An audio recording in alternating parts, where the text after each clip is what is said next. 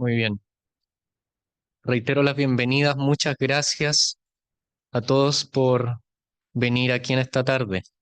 Si tienen sus Biblias, los invito a que me acompañen a Primera de Juan, el primer libro de Juan, en el capítulo 2. Y mientras vamos allí, mientras lo buscan, quiero que piensen qué podrían hacer, qué les gustaría hacer si no tuvieran nada que hacer o si quisieran encontrar algún lugar para realizar algo que sea para Dios. Fuera de estas cuatro paredes, les hablo no solamente a los que trabajan aquí de manera palpable, les hablo no solamente a los que enseñan a jóvenes, a niños, a adultos, les hablo no solamente a los que fielmente y se agradece mucho, ordenan y limpian y vienen a horas insospechadas para algunos incluso a tener todo limpio para poder escuchar la palabra de Dios. Les hablo no solamente a los que tienen trabajos de recibir hermanos en sus hogares y poder auxiliarlos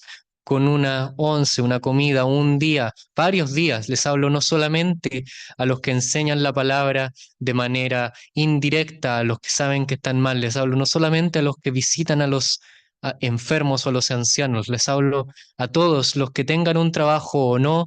Si no tuvieran aquello, ¿qué les gustaría hacer? ¿Qué les gustaría hacer que si tuvieran aquello estarían dispuestos a irse de este lugar? ¿Qué les podrían ofrecer para Dios? No estoy ofreciendo algo malo, no les estoy ofreciendo alejarse de su Señor, no les estoy ofreciendo blasfemar incluso. Les estoy preguntando, ¿qué podrían ofrecerles para que se vayan de este lugar, se alejen de donde se congregan, se alejen de donde adoran, donde perseveran y se fueran a otro lugar? Los invito a que, considerando aquello, leamos en Primera de Juan, capítulo 12, versículo 18. Dice así la palabra de Dios. Primera de Juan, capítulo 2, 18. Hijitos, ya es el último tiempo. Según vosotros oísteis que el anticristo viene, así ahora han surgido muchos anticristos. Por esto conocemos que es el último tiempo. Salieron de nosotros, pero no eran de nosotros, porque si hubiesen sido de nosotros, habrían permanecido con nosotros, pero salieron, para que se manifestase que no todos son de nosotros, pero vosotros tenéis la unción del Santo y conocéis todas las cosas. No os he escrito como si ignoraseis la verdad, sino porque la conocéis y porque ninguna mentira procede de la verdad. ¿Quién es el mentiroso, sino el que niega que Jesús es el Cristo? Este es el anticristo. Este es anticristo, el que niega al Padre y al Hijo. Todo aquel que niega al Hijo tampoco tiene al Padre. El que confiesa al Hijo tiene también al Padre. Lo que habéis oído desde el principio permanezca en vosotros. Si lo que habéis oído desde el principio permanece en vosotros, también vosotros permaneceréis en el Hijo y en el Padre. Y esta es la promesa que Él nos hizo, la vida eterna. Os he escrito esto sobre los que os engañan, pero la unción que vosotros recibisteis de Él permanece en vosotros, y no tenéis necesidad de que nadie os enseñe. Así como la unción misma os enseña todas las cosas, y es verdadera, y no es mentira, según ella os ha enseñado, permaneced en Él. Y ahora, hijitos, permaneced en Él, para que cuando se manifieste tengamos confianza, para que en su venida no nos alejemos de Él avergonzados.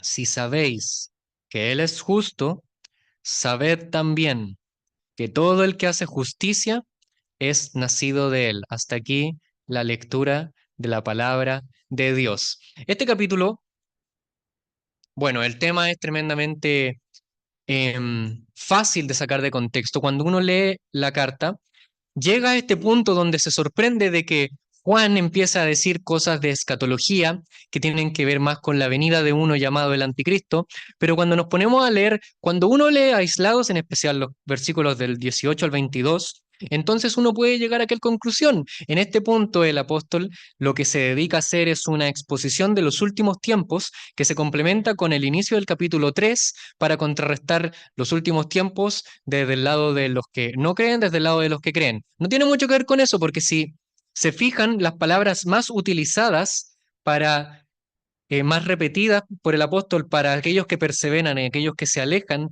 desde el versículo 18 hasta el versículo 23, siempre tienen que ver con aquellos que no necesariamente se asemejan a una figura histórica llamada el anticristo, sino a aquellos que son muchos que niegan a Cristo y que niegan que su venida se efectuó. El capítulo 4 y segunda de Juan nos complementan con la idea del mismo autor de que aquellos que están negando que Jesús vino al mundo como un hombre, siendo Dios, entonces estos tienen el espíritu del anticristo. ¿Por qué? Porque el mismo autor de Apocalipsis y de Segunda de Juan trata de usar un ejemplo que lo más probable es que para la audiencia sería bien conocido. La audiencia está escuchando de alguno que va a venir en el último tiempo, en el cual ya están en este momento, y que aquel que va a venir se va a caracterizar por un espíritu que representa a aquellos que se alejan de la comunión con Dios, que se alejan de la comunión en la iglesia local, que se alejan de sus asambleas.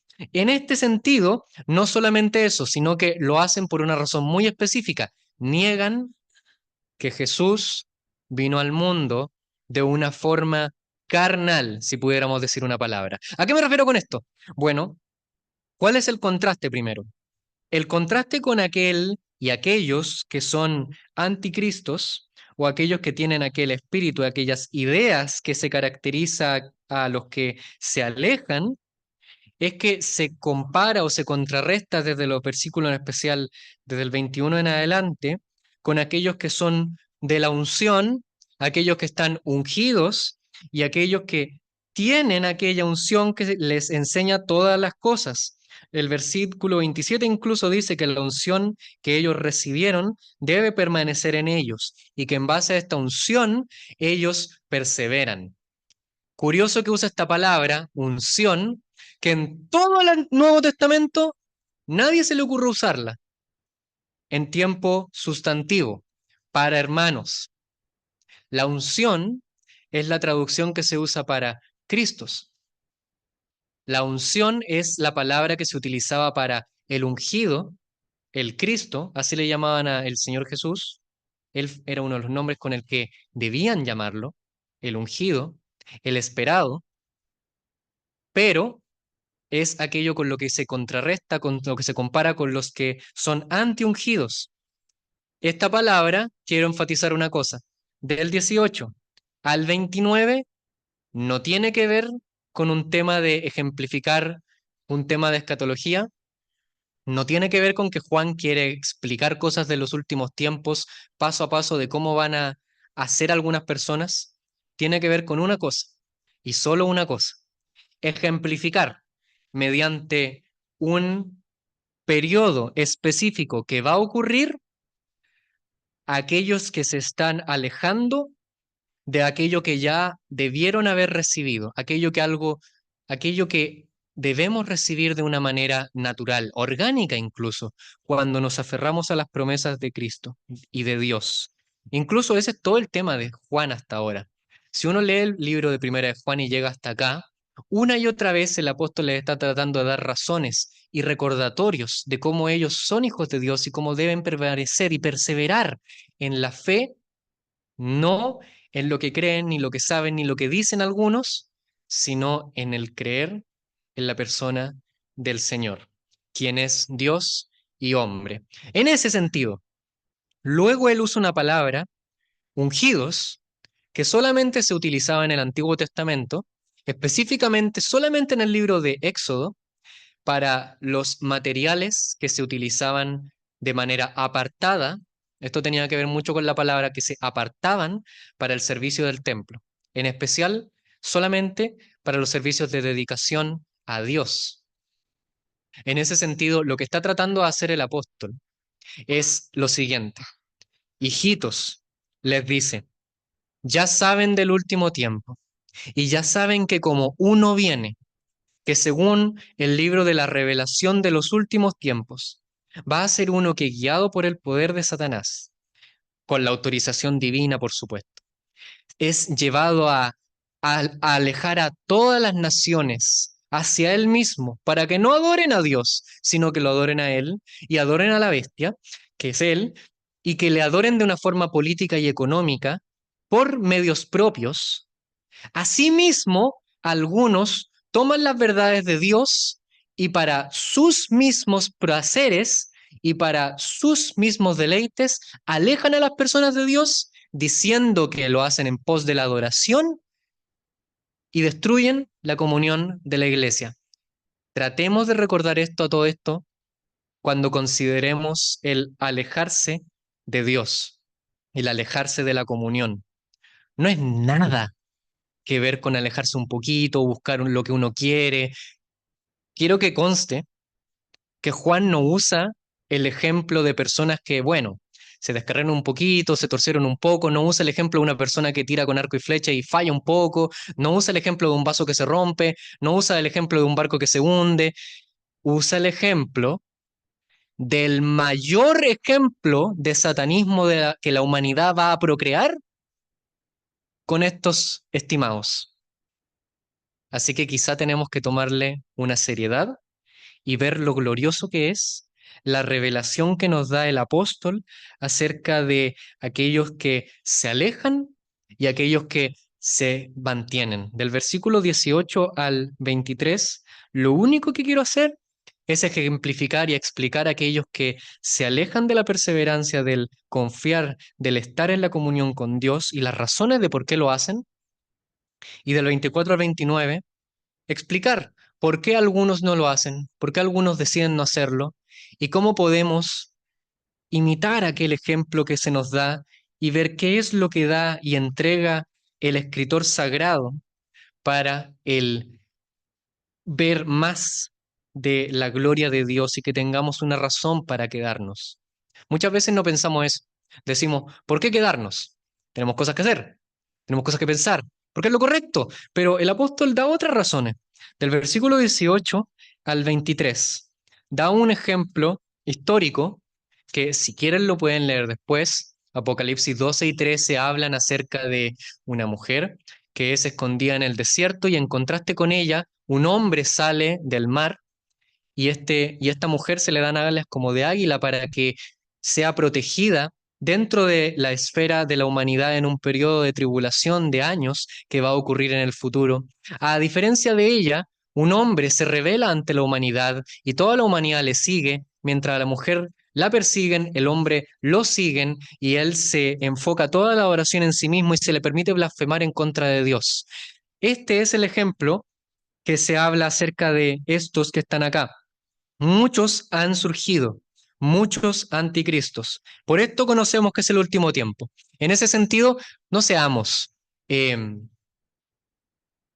difíciles de creer que la cosa se pone difícil, ni veamos que los pensamientos que tienen ahora algunos que dicen que Jesús no vino o que Jesús no vino de manera palpable, sino que era un espíritu que hizo alguna forma de espiritualidad distinta, son ideas nuevas. Desde el siglo I existían esta idea y Juan las combate desde el siglo I. Incluso muchos piensan que lo más probable es que en base en especial al versículo 27 y 28, es que lo más probable es que había personas, un grupo, que pensaban que podían acceder a un conocimiento más directo de la revelación de Dios.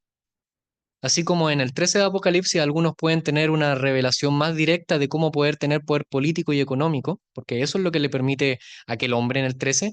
eh, aquellos, estos acá, lo que están haciendo es ofrecer una manifestación, una relación, una cercanía más cercana a Dios, algo más palpable, algo más directo, algo que te llene, algo que te haga entender mejor. Y a todo esto, las encuestas muestran que esa siempre es la razón por la que las personas se van de las iglesias. En el año 2000 se condujo una encuesta a muchas iglesias, muchas congregaciones, ni siquiera solo de nuestras ramas, de todas las iglesias que hubieran, iglesias de verdad, donde se predicaba, lo primero que hicieron los hermanos fue ver que se predicara el evangelio de verdad y se encuestó a todas las personas que en los últimos 10 años se fueron de esa iglesia y se fueron a otra. O simplemente se fueron de la iglesia. Da lo mismo. Si te fuiste, bien, te entrevistan y anotan tu razón. Y la razón por la que las personas más se alejaban no era por peleas. Eso fue el 10% a todo esto. No era porque no les gustaba el color del tapiz, 3%. No era porque les caían mal las personas, 0,2%. Era porque querían conocer más cercanamente a Dios, 80%. Querían conocer más a Dios y sentían que su iglesia, el lugar donde estaban, no les daba las herramientas.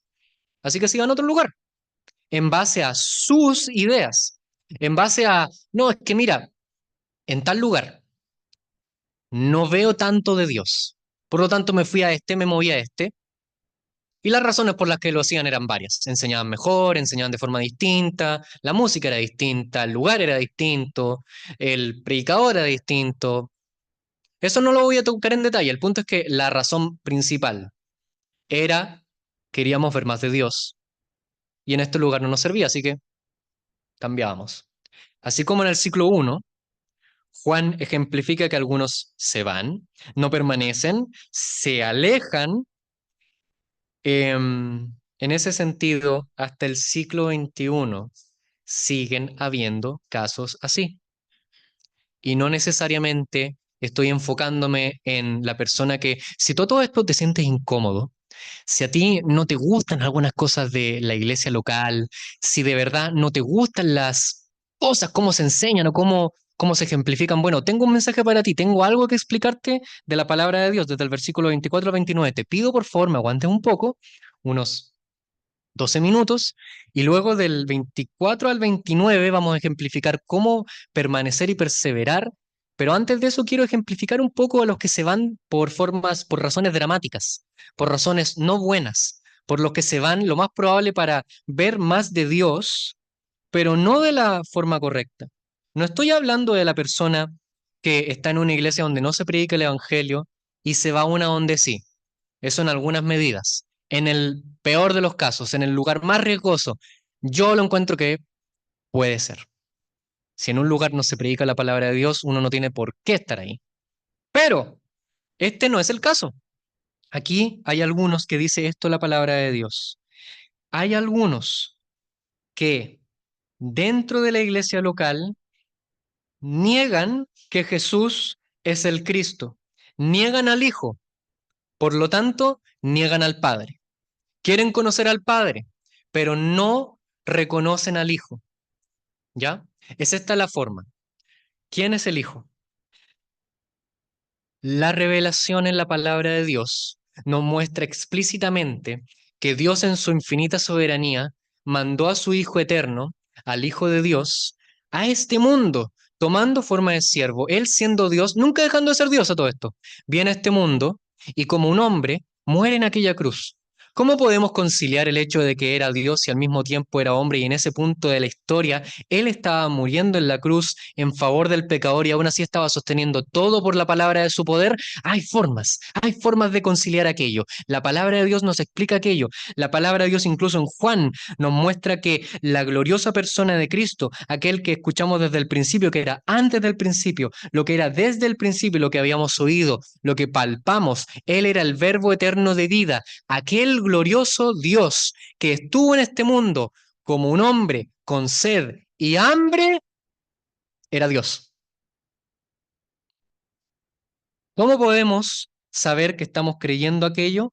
¿Cómo podemos saber que no estamos negando aquello? Tres formas. Solo les quiero ofrecer tres formas en las cuales los anticristos niegan la suficiencia de la carnalidad de Jesús. Carnalidad, ojo, no me refiero a carnalidad como la palabra de Dios siempre que usa la palabra carne o carnalidad, lo dice como, como pecaminosidad. No me quiero hablar de eso, me quiero referir a la forma en que el Señor Jesús, como hemos estado hablando en Hebreos, que es muchísimo mejor que todas las costumbres que se hacían en el pueblo de Israel, es realmente lo que necesitábamos. Tres formas. La primera es en base al contexto judío antiguo. En la antigüedad, lo más probable es que Juan se estaba escribiendo al final del siglo I, por ahí. Y en esa época la religión cristiana no era una religión autorizada romana. Por eso muchos hermanos ofrecían, se cuestionaban la razón por la que se escribió Hebreos, que hemos estado escuchando las últimas semanas. Se cuestionaban, ¿para qué tener una fe pública cristiana? Si yo creo, no tengo por qué no celebrar las costumbres judías. Si total es lo mismo.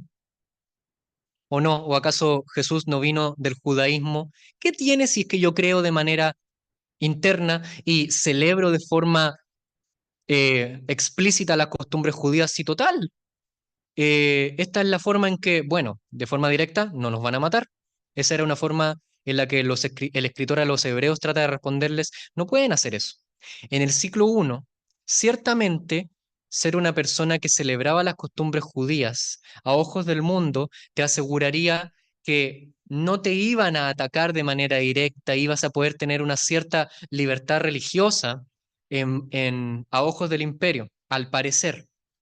Pero ciertamente esto es vender las costumbres directas en contra de lo que le determinó el Señor que tenía que terminar en algún punto de la historia y volver atrás, trayéndolo a nuestros tiempos. Es básicamente como decir que tú puedes creer de la forma que tú quieras en que Cristo vino al mundo. No tienes por qué congregarte, no tienes por qué celebrar ninguna cena, no tienes por qué bautizarte ni siquiera, porque total, la palabra de Dios es plena y suficiente y la obra de Cristo es plena y suficiente. Por lo tanto, todas las costumbres que uno me ingrese o me quite, no me agregan ni me quitan espiritualidad. Por lo tanto, mis costumbres y cercanía con lo que Dios ha determinado en algún punto de la historia no tienen mucho que ver. No, sí tienen mucho que ver. ¿A qué me refiero? Aquellos que están en los últimos tiempos ahora y niegan a la persona de Cristo en la carne, muchas veces le dan un énfasis en la espiritualidad, al punto que todas las costumbres palpables de tradiciones, no se ven necesarias. No sé si se han fijado que muchas veces cuando uno se vuelve un poco exacerbado en el tema de la costumbre espiritual y se enfoca mucho en lo interno y no en lo externo, al final terminas no haciendo nada. Al final no terminas haciendo absolutamente nada. No le encontramos valor a la costumbre, no le encontramos valor a los rituales que nuestro mismo Señor nos dejó, no le encontramos el valor a la lectura diaria y la meditación en la palabra de Dios. No le encontramos un valor, pero tienen que entender que tiene un valor intrínseco, porque es la cercanía a Dios. Es lo que Dios nos ha dejado, es lo que Dios nos dejó. No somos solamente seres espirituales, somos también hechos de carne, carne que va a ser redimida en los últimos tiempos para la gloria y majestad del Señor. Y ya que vamos a ser redimidos y nuestros cuerpos van a ser redimidos, así como el Señor tiene un cuerpo glorioso y eterno, podemos empezar no solamente a practicar en nuestra espiritualidad interna, sino también en la externa. Punto uno. Punto dos, aquellos que son anticristos no obedecen lo que está escrito. Incluso Juan les escribe en el versículo 21, no os he escrito como si ignoraseis la verdad, sino porque la conocéis. No solo el espíritu de el anticristo es un tema que enfoca mucho lo interno contra lo externo, haciendo de lo externo inútil, también exacerban el tema interno al punto que lo escrito se vuelve igualmente inútil. Juan les escribió una y otra vez en su evangelio, yo creo que el evangelio ya debe estar escrito, que el Señor vino. Juan incluso no fue el primer escritor de los evangelios. Si hay una seguridad que existe en esta tierra, es que Juan no fue el primer evangelista. Lo más probable es que fue Marcos. Hay debate ahí. Pero si hay algo que es seguro, seguro, que Juan no fue el primero en escribir su evangelio. Y en ese sentido, las cosas que están escritas no son para reescribirlas. Muchas veces esperamos, me parece, que un predicador venga acá y trate de hacer algún truco y mostrar cosas que en la palabra de Dios que nunca habíamos visto y todos digamos, oh, cierto, nunca nos habíamos dado cuenta de algo así y ese es un predicador eficiente, pensamos. Pero no, la verdad la tarea de la predicación y de la lectura diaria, hermano, hermana, es que tomemos las cosas que sabemos y las redescubramos una y otra vez. No tengas miedo en tu lectura hoy, en la noche, en tu lectura mañana en la mañana, tempranito, o en algún punto de la tarde. Cuando tengas algún tiempo en medio del almuerzo, tengas un versículo guardado en el bolsillo, lo leas y si es que es la misma palabra de Dios, que hemos leído una y otra vez, esa es la idea. Las cosas escritas no es porque sean difíciles o porque puedan ser ignoradas. Muchas veces, un ejemplo muy bueno es que en muchos trozos de la escritura, la mejor interpretación en el 90% de los casos es la interpretación más obvia, como cuando el Señor nos dijo que nos congregáramos. ¿Qué quería decir? Que nos congregáramos. No hay que tener doctorado en griego ni en hebreo para saberlo. Quería que nos congregáramos. Así que, ¿cuál es la interpretación? Que nos congreguemos. ¿Qué quiso decir cuando habló acerca de la cena? Que la celebremos. ¿Qué quería decir cuando dijo que oráramos? ¡Que oráramos! En ese sentido, quiero recordar una cosa.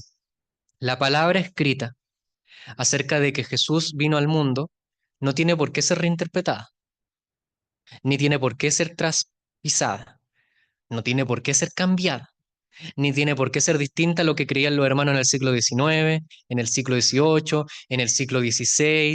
C.S. Lewis hablaba de algo que se llama esnovismo cronológico, que es básicamente la creencia de que pensamos que hoy somos inteligentes y ayer eran todos no inteligentes, deficientes mentales.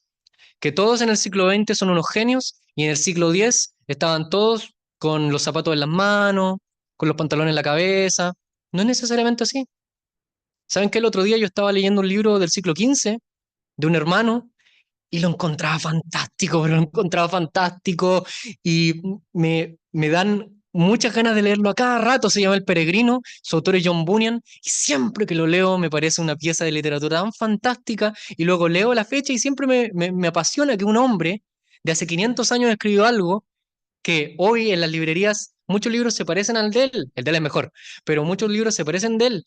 Y me encanta saber que en el cielo hay una persona así y está lleno de personas así, y que todos creen lo mismo y siempre han creído lo mismo y a través de la historia siempre se ha creído lo mismo. Hermano, hermana, si encuentras algo en la palabra de Dios, que encuentras que es la gran maravilla, que es distinto, que es algo que nadie ha visto, ten cuidado, ponle el freno, pon reversa, para atrás, habla con alguien, porque la gran historia de la iglesia no tiene por qué ser una historia llena de tontos y luego estás tú. No tiene por qué ser eso. Todas las cosas. A todo esto, yo trato de recordarlo muchas veces. Todos los libros de la Biblia en algún punto ya han sido predicados y ya han sido escritos algunos comentarios acerca de ellos. Ya se han hablado y ya hay hermanos con mucha más experiencia que yo a los que les puedo hacer preguntas. No tengo por qué ser el especial que sabe justo interpretar un libro que nunca se había predicado en alguna iglesia. Todos los libros de la Biblia se han interpretado en algún momento de la historia.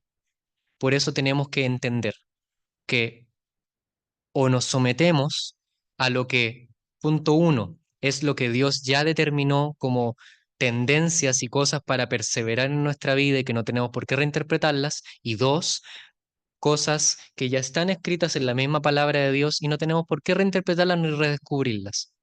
La palabra es simple en el sentido de que está hecha para que la entendamos. Incluso es una promesa. ¿Les puedo dar una promesa? Les voy a dar una promesa. La palabra de Dios misma dice que leerá el simple y ya no será simple, será entendido. Leerá el sabio y adquirirá sabiduría. Si lees la palabra de Dios de forma constante, sin dejarla, la palabra de Dios misma tiene la promesa de que te va a ir nutriendo. No ahora, no en un día, no en 10 días, no en un año quizá, pero te vas a sorprender si te dieras el tiempo de ir paso a paso, libro a libro, momento a momento, y vas a ver cómo las cosas que muchas veces algunos quieren reinterpretar y cambiar y torcer son tan fáciles de ver cuando estamos familiares a la palabra de Dios. Punto 3. El mentiroso es el que niega que Jesús es el Cristo. Una y otra vez el apóstol usa la palabra ungido, Cristos, para hablarle a los ungidos, los hermanos, los que tienen la unción, acerca de los antiungidos, de los anticristos. El tema de los versículos es básicamente que la plena suficiencia de Jesús en la obra redentora con la cual Él nos salvó, muchas veces es reemplazada por muchísimas cosas en nuestra vida. Y en ese sentido quiero hablar de lo último, en contra de estos que se alejan, antes de pasar a los que perseveran. Los que se alejan finalmente no creen solamente porque no les gustan los rituales, que puede que ni siquiera sea el caso. No creen solamente porque se van en contra de la palabra de Dios, que es claramente el caso, se van en contra de la palabra de Dios. No creen muchas veces porque quieren tener un entendimiento mucho más cercano de Dios y creen que eso lo logran con un Cristo hecho a su imagen y semejanza. Al final es como el dicho, Dios nos hizo a su imagen y semejanza, pero nosotros muchas veces lo hemos hecho a nuestra imagen y semejanza. Creemos que Dios es como nosotros. Creemos que Dios es como nosotros en el andar en el diario vivir. Creemos que Cristo Jesús es como nosotros en el sentido de que podemos reinterpretarlo a nuestra imagen y semejanza. Y cuando nos encontramos con trozos de la escritura de los evangelios que van en contra de esas situaciones, yo estaba leyendo hace mucho tiempo de un grupo de alcance que tenían unos hermanos donde le predicaban a gente de las calles, gente peligrosa, gente mala, los invitaban a leer de la palabra de Dios. Y llegaron al trozo de la escritura donde el Señor calma la tempestad y un caballero grande se levanta y va con el predicador y le dice, ¿me estás diciendo que Jesús tiene el poder de calmar la tempestad? Y él pensaba, y yo pensaba que era un caballero chiquitito, de esos que salto todos los días. Pensaba, de esos que se ponen en la esquina y veía, ya, él sí, con él muchas veces interpretamos a Cristo en base a Jesús, el hombre que estuvo en este mundo, en base a lo que nosotros pensamos. En ese sentido, déjate chocar por la escritura. Eso es lo que necesito explicar. Déjate chocar por la gran incongruencia, podríamos decirle, entre el que es tanto el Cordero de Dios que quita el pecado del mundo como el león de la tribu de Judá. Deleítate. Te invito a que te deleites en esta gran mezcla de Cristo el Señor, quien es el que es tan fiel y fuerte y centrado en la salvación que nos ofrece, que en la cruz incluso un centurión que veía morir gente todos los días, cuando vio la muerte de este hombre, dice, verdaderamente, este era hijo de Dios. Y que aún así es capaz de llorar frente a la tumba de uno de sus amados, como le llama la escritura, que había fallecido hace poco, y consolar a sus hermanas y que es capaz incluso de, en Juan 3 hablar con una dicción digna de la cátedra más grande de la religión judía de esa época, como le habló en Juan 3 a un religioso de la época, así como en Juan 4 podía explicarle el Evangelio de la forma más simple, con la mayor claridad, con la mayor cercanía a una mujer rechazada al lado de un pozo en la hora donde iban los marginados fuera de la ciudad. Cristo el Señor, en ese sentido, quiero explicar que es chocante y diferente y muy distinto a todo lo que en las formas de nuestra mente pecaminosa tratamos de entender y pensar, y que los que siempre te van a vender un falso Cristo, siempre te van a vender uno que se parece a ti, que siempre se parece a ti o que se parece a tus deseos. Una vez yo estaba no me gustó a todo esto. No sé si vieron que se inauguró el templo, es el más grande mormón ahí a unas cuadras. Un hermano me dijo, vamos a verlo. Y yo dije, bueno, vamos. Y y en la puerta, me invitó el almuerzo, por eso le dije, ¿ya?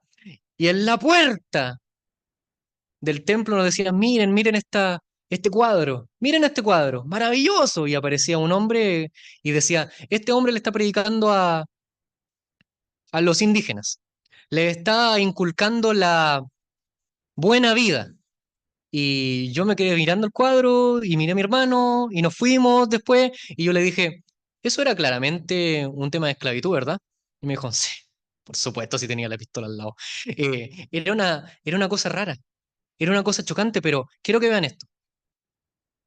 Tenemos un cuadro de la persona de un profeta, del Jesús que nos imaginamos. Entre más se parezca a ti, ten cuidado. Pon voz de alarma.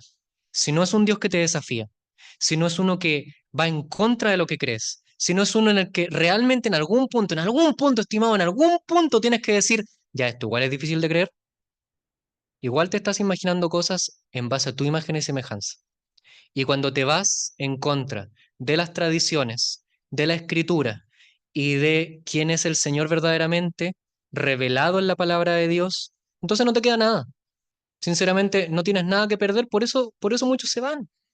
Porque al final, si las tradiciones dan lo mismo, y yo me voy donde quiero, si la palabra es según la interpreto, Y según Cristo es mi imagen y semejanza, entonces ¿por qué tengo que estar en un lugar donde yo no quiera? Me voy a donde yo quiera. Me voy según mis placeres, me voy según mis emociones. Aquí me gusta, ya no, me voy a otro, y me voy a otro, y me voy a otro lugar. Ten cuidado, porque al final del día Dios es Dios y nadie lo cambia. Nunca nadie lo ha cambiado y nunca cambiará. Ha sido el mismo que ha sido desde antes de la eternidad y va a seguir siendo el mismo en el cielo. Por lo tanto, si llegas a ir al cielo un día y te encuentras con este Dios, entonces no creas que Él va a cambiar por ti.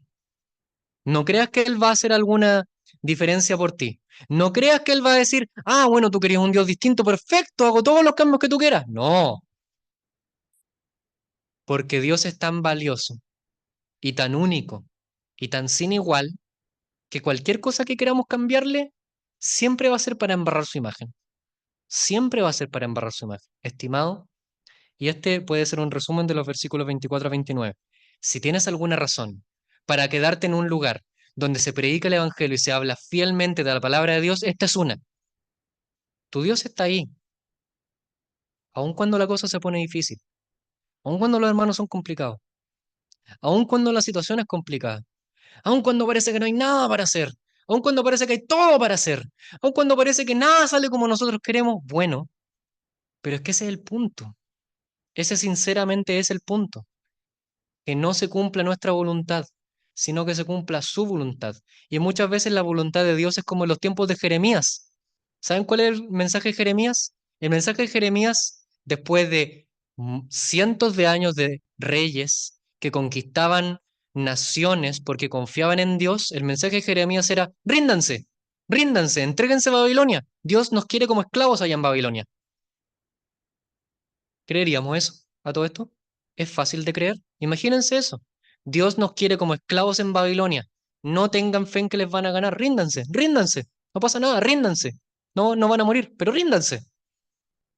Era tan chocante el mensaje en esos tiempos que incluso los profetas de esa época, profetas falsos, elegían empujarlo, hacerle daño, romperle las cosas que él estaba usando para ejemplificar el mensaje de Dios, pensando que con eso iban a dar un mensaje más cercano. Ojo, en los tiempos de Jeremías estaba el mensaje de Jeremías que decía, ríndanse, entreguémonos a Dios como esclavos, y el mensaje de los falsos profetas que decía, tengan fe en su Dios, con su Dios vencerán a los enemigos. Y se dan cuenta como muchas veces los mensajes de Dios no necesariamente tienen por qué ser, no, sí, un poco más de fe y todo listo, un poco más de oración y todo arreglado, un poco más de bien, bien y la vida color de rosa, mundo Bills y Pap, no necesariamente tiene que ser así. Tenemos que sufrir a veces. Tenemos que pasarlo mal muchas veces. Y por desgracia, y esto me duele, tenemos que pasarlo mal por personas, hijos de Dios, que con todas las buenas intenciones del mundo puede que nos causen algunos daños. O porque un montón de cosas con las que nosotros estemos en desacuerdo, puede que tenemos que agachar la cabeza y entender que eso es para crecer en humildad, crecer en adoración, crecer en saber, te quedas acá por tu Dios o por las cosas que haces, dices y piensas. Es que ese es el tema. O tu Dios es más importante para ti que tu propia vida y te quedas, o simplemente te vas cambiando si total tú eliges, tú eliges. ¿Tienes derecho a elegir? ¿Sacas algo con elegir? ¿Y cómo podemos perseverar? ¿Dónde está la parte positiva? ¿Dónde está lo que podemos hacer? Versículos 24 a 29, de una forma muy condensada, recuerdan que lo que hemos oído desde el principio, eso tiene que permanecer en nosotros. La promesa que Él nos hizo es la vida eterna. Aquellos que los engañan, quiero expresar una cosa. Cualquier mensaje que se aleja del Evangelio Santo, que habla acerca de el Hijo de Dios que viene al mundo y entrega su vida en favor de nosotros, todo eso lleva al infierno, todo eso lleva a la condenación. Y la vida eterna es que le conozcamos a Él, a Dios y a Jesucristo, a quien Él envió. En ese sentido, cuando dice que la unción que recibieron, que permanezca en nosotros, nos está llamando a una vida de recordar esto en los días que no haces, en los días que haces, en los días que te alejas, en los días que te acercas, en los días que todo va bien o en los días que todo va mal, no estás más cerca ni más lejos de Dios, porque la unción que Él ha dado es la promesa que todo aquel que recibió su nombre, todo aquel que recibió a Jesús, el Hijo de Dios, todos esos tienen vida eterna. Por lo tanto, cualquier cosa que te vendan para acercarte más a Dios, eso es una locura. Eso no tiene sentido. Ya somos hijos de Dios.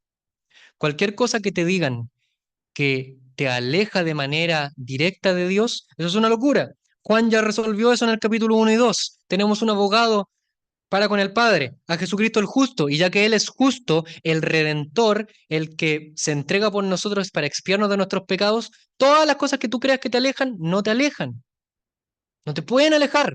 Y si te alejan, entonces estás cayendo en la trampa de Satanás. El peor pecado que podemos cometer es sentirnos mal por nuestro pecado.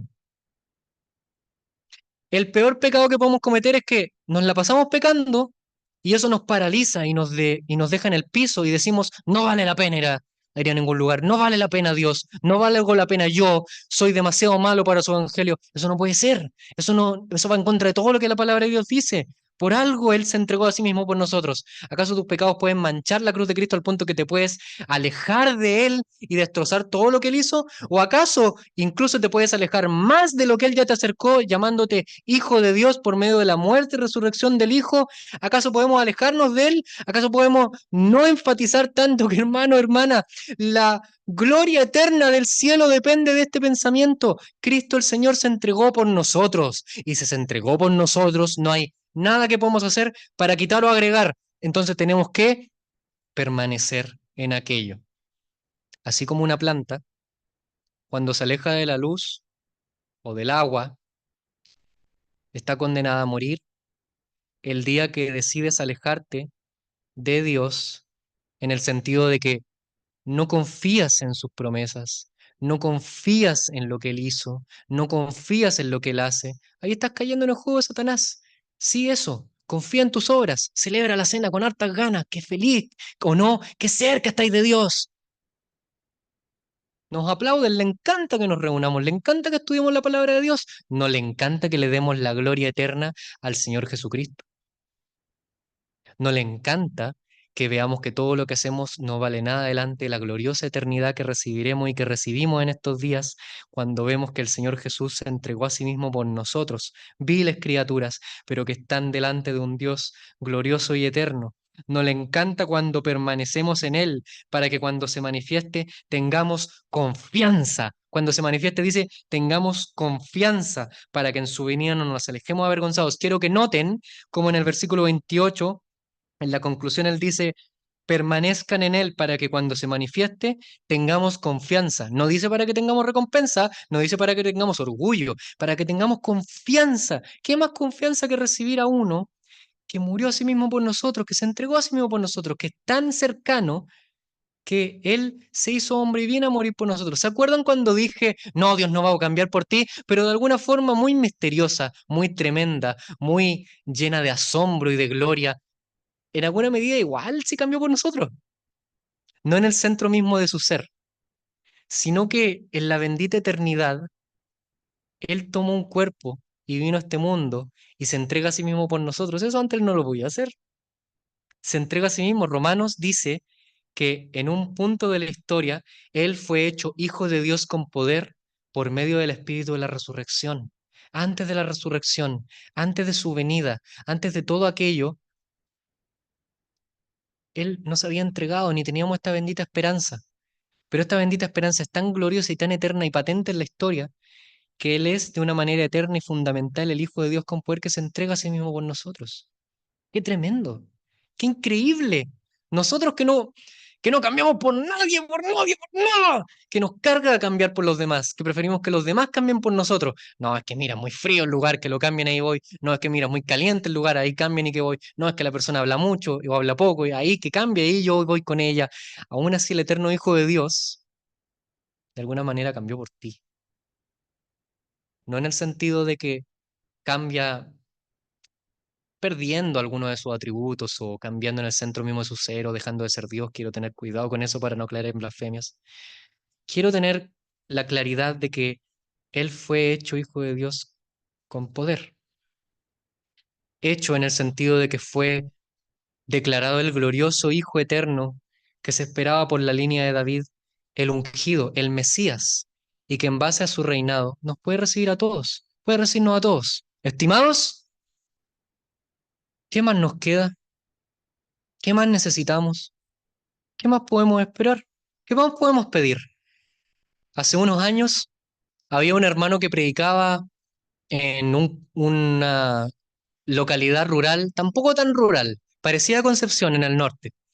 Y este hermano tenía el problema de que él era muy técnico en sus mensajes. Él era el pastor de una iglesia local, de unas 100, 200 personas creo que eran. Y su problema era que él era muy técnico, decía en sus mensajes. Sus predicaciones estaban llenas de libros de texto, usaba los originales con una eficacia tremenda, pero hablaba demasiado de los originales y estructuraba mucho el texto y la gente como que parece que se cansaba y él no se dio cuenta. Y cuando se dio cuenta ya era muy tarde porque un día estaba predicando y terminó un domingo, se va a sentar allá, se para uno de los ancianos, en cuanto él va bajando, se separa uno de los ancianos, se pone ahí mismo, mira a su congregación, dejémonos de mentiras, echemos a esta persona, levanten la mano al que lo echa, con lágrimas en los ojos. La próxima semana, él lee su carta de renuncia, se vuelve a su trabajo secular, era editor de un diario, no le iba mal. Después de esa experiencia traumática, ¿a todo esto a alguien le gustaría eso? ¿A alguien le gustaría que lo humillen así en su trabajo? Que lo humillen así. Yo sé que no soy el mejor predicador, pero aunque sea pueden hacer eso en privado. Pero, ¿les gustaría algo así? ¿Volverían a una iglesia así? ¿Volverían a tratar? 6 meses después, él vuelve de su trabajo, va a hablar con su esposa. Lo hicieron frente a su esposa y sus hijos a todo esto. No, no tenía mucho sentido lo que hicieron, pero él va con su esposa y le dice, tengo que tratar de nuevo. Algo en mí. Eh, yo fui hecho para predicar, decía. Yo fui hecho para glorificar a Dios. Aún si no soy predicador, necesito tratar de nuevo. Tratemos de nuevo. Y ella le dice, estuve orando por exactamente lo mismo, tratemos de nuevo, tratemos de nuevo. ¿Y qué se va a encontrar con otro anciano que lo trata así? ¿Se va a encontrar con otra congregación que lo trata así? No, aunque podía pasar. Pero él le dijo algo muy importante a su señora. Le dijo, ¿qué más tengo? Lo ascendieron 4 veces en su otro trabajo todo esto, en el espacio de 6 meses. Ah, súper bien. Pero dijo, ¿qué más tengo? No tengo nada, no tengo nada si no sirvo a Dios. Y les repito, ¿qué les pueden ofrecer para que se vayan, que se pueda comparar con las glorias magníficas de nuestro Dios, bendito Señor? A veces no nos damos cuenta que tenemos todo, hasta que lo perdemos, pero lo tenemos todo, no necesitamos nada más. Que la unción con la que ya han sido ungidos permanezca en ustedes y que podamos leer, disfrutar un rato con la palabra de Dios, orar un rato delante de nuestro Dios y que ninguna de esas cosas nos aparten de pensar que estamos más cerca. Ya estamos lo más cerca que podemos pedir, en el seno del corazón del Padre, por la bendita obra de nuestro Señor, de su Hijo amado. Vamos a orar para dar las gracias por este bendito mensaje. Nuestro Padre, gracias por tu Hijo amado. Nuestro Padre, gracias por el Señor. Gracias infinitas por la persona bendita y gloriosa de nuestro Señor. Gracias porque sabemos que hemos sido salvados por la persona gloriosa de nuestro Señor. Gracias porque sabemos que no hay mensaje que pueda enseñarnos más que esto, que la cruz es eficaz, que la gloria de tu Hijo, Él es el que se entrega por nosotros. ¿Qué más podemos necesitar? ¿Qué más podemos pedir? Verdaderamente el profeta habló con verdad cuando dijo que nos darías corazones nuevos y ya no necesitaríamos que nadie más nos enseñe. No se refería a que no necesitáramos aprender más de tu palabra. La necesitamos tanto y hay tanto que tenemos por saber aún y hay tanto que podemos deleitarnos en tu palabra que es tan profunda y bendita, pero lo fundamental, lo principal, lo que nos da la salvación, eso ya lo sabemos y no hay nadie que necesitemos que nos enseñe. La salvación se encuentra en tu Hijo amado que vino a la cruz, se entregó por nosotros, que está a tu diestra ahora y que está en medio nuestro. Gracias en el nombre bendito del Señor Jesús. Amén.